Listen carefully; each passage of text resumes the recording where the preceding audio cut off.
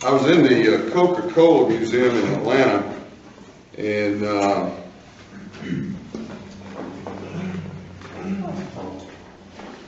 don't know if you've ever been in there, but it's a really fascinating place, and they had added what they call the vault. And supposedly, the vault was where they were holding the secret formula. And so you go in there and they do all this stuff, but anyway, it's everybody's interested, you know, in what that formula was, and it kind of reminded me of what I want to do with this word. What I want us to do when you go in the Coke Museum, you just kind of walk through there and you just kind of look at all the Coke stuff, and you look at all the Coke history, and then you finally get to a point where you taste all the different Coke products from all over the world. And so it's just it's kind of a see and taste kind of thing, and it's pretty fascinating. And I think that that's kind of the way it is with this word. I have to be honest with you that I'll tell you where I heard this word, and then I'll tell you why I wanted, I think, to use this word at this particular time. I was at a football game over in Athens, and they kept putting up on the Jumbotron this phrase, fan up. Fan up. Said you need to fan up. Now, I had never heard that phrase, fan up. And the first thing I started doing was looking up. I thought, well, there's a fan up there somewhere, fan up, where is it? And I realized that they were talking about something different with the word up. That's the word today, up. And I want you to know that one of the reasons that I have chosen the word up is because I needed up. I don't know if you ever struggle with down, but I do a lot. And up, I like up better than I like down. Now up can be dangerous because if you get up there and you can't, sometimes you get up and you need to get back down, you can't. Up's an interesting word. And what I want us to do is just realize, I want to just, up is also a word. It's a lonely word. It don't like to be by itself. If you ever notice up, you don't see it much by itself. It's usually got somebody with it. Upgrade, upheaval, uphill, uphold, upkeep, uproar, upset. Even got one in with my name, Upchuck. That means pneumonia. Upbeat, upgrade, talking about your upbringing. Give me an update about being up front with me. Upward. I heard that phrase, fan up. Now I knew about, they used to say you need to man up. I'd heard that one. And what I realized is up basically has three dimensions to it. It's a direction, up. It's also a dimension. When we talk about up, and it's a disposition, up. Man up, fan up, you go to the gas station to fill up. You get up, you stand up. Sometimes you got to hold up. Sometimes you talk to somebody like Pete, you got to hang up.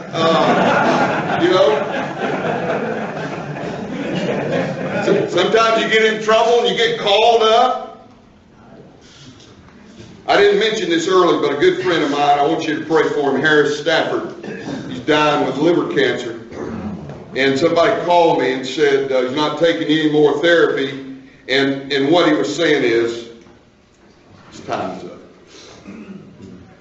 Time's up. That's not a direction. That's a disposition. That's a dimension. That means it's run out. You know, in football, they used to tell you that if you wanted, especially playing defense, that they were always saying, get your head up. You couldn't make a tackle with your head down, get your head up. Now that was a direction, but they also talked about that when you get ready to play, you gotta get up. Now that wasn't a direction, that's a disposition. That seems to be a place. We know that, don't you always find it interesting that you never find the penthouse on the bottom of the hotel? You ever notice that? The penthouse is always what? It's always up there. There's something about up has a status. Up is a standard. When they said man up or fan up, what were they saying? If you're going to be a fan, be a true fan. Fan up. Act like a fan. Walk like a fan. Give you money like a fan. Whatever. It's up becomes a standard.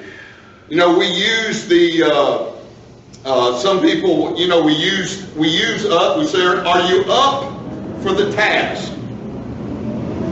Are you up?" You watch the Rocky movies, and he, you waiting on him what to get up from the count. Man, he's making the count, and he's going up. He's going to get up. He ain't going to stay down there. When Jesus left this world, it said he ascended up. That's not a direction. That's a dimension.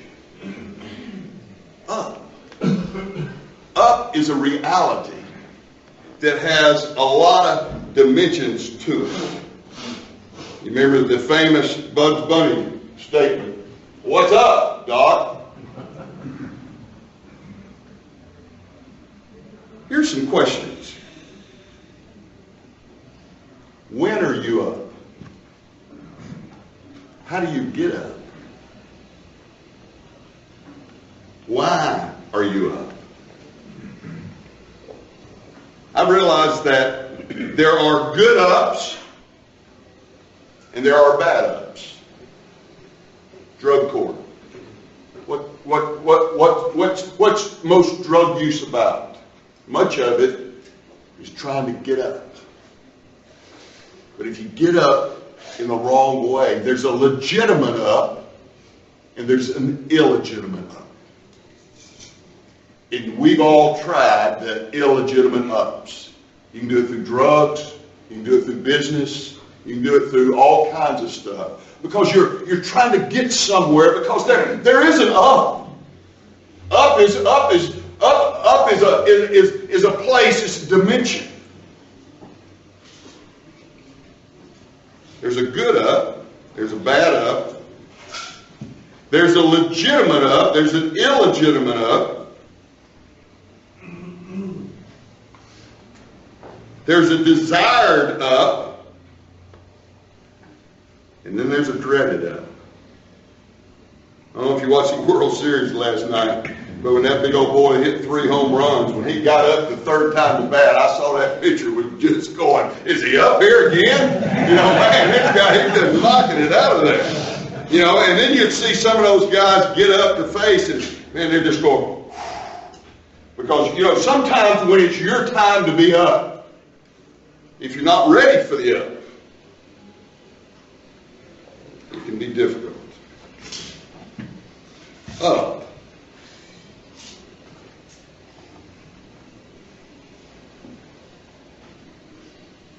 Where does that come from? Why is it there?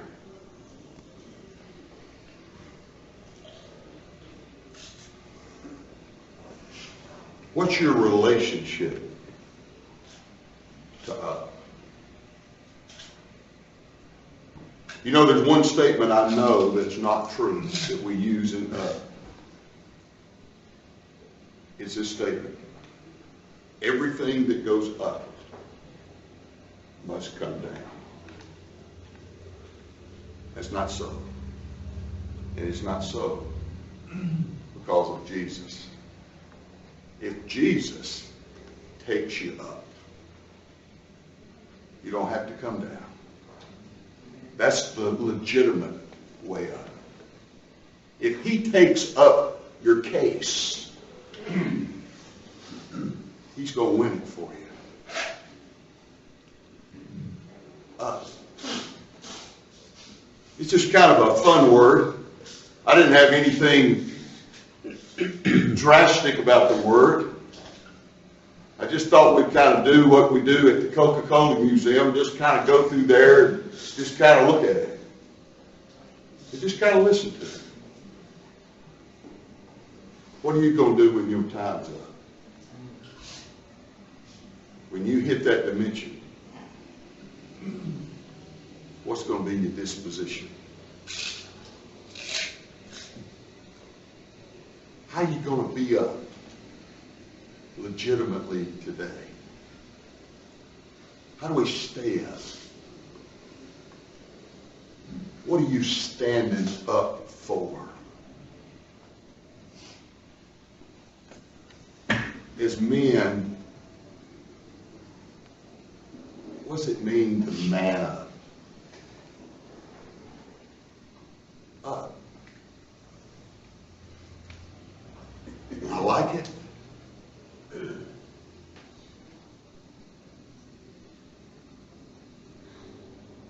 Sometimes it seems like it's so far away. But you know there's a God. We call him the man upstairs. There's a being that his whole being is up. And in him, we can get up and stay up and stand up.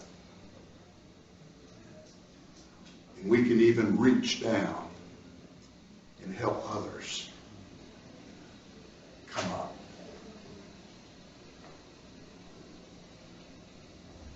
As you go through life today, look it up.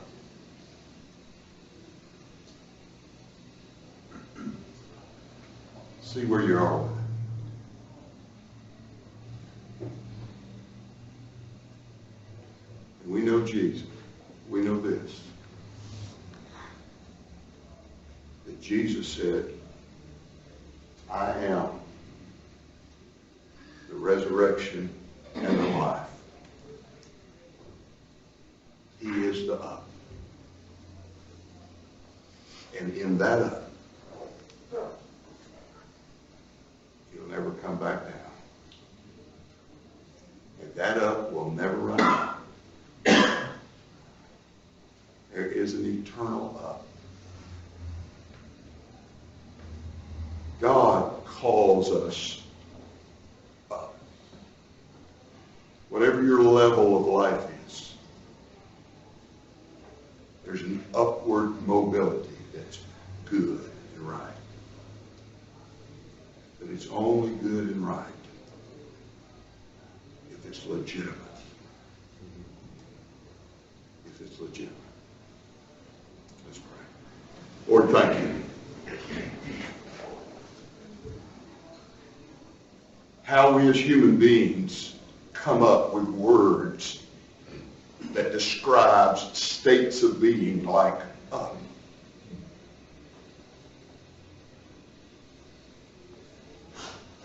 We know that up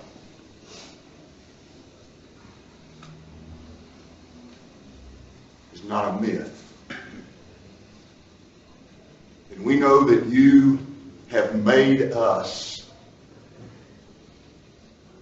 to be up with you. To be in the higher, legitimate regions of being.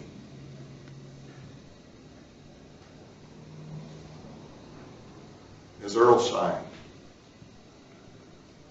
whether it's in the morning, whether it's at midday like now, or whether it's nighttime, it may be the very end of our existence. Lead us, Lord, to that rock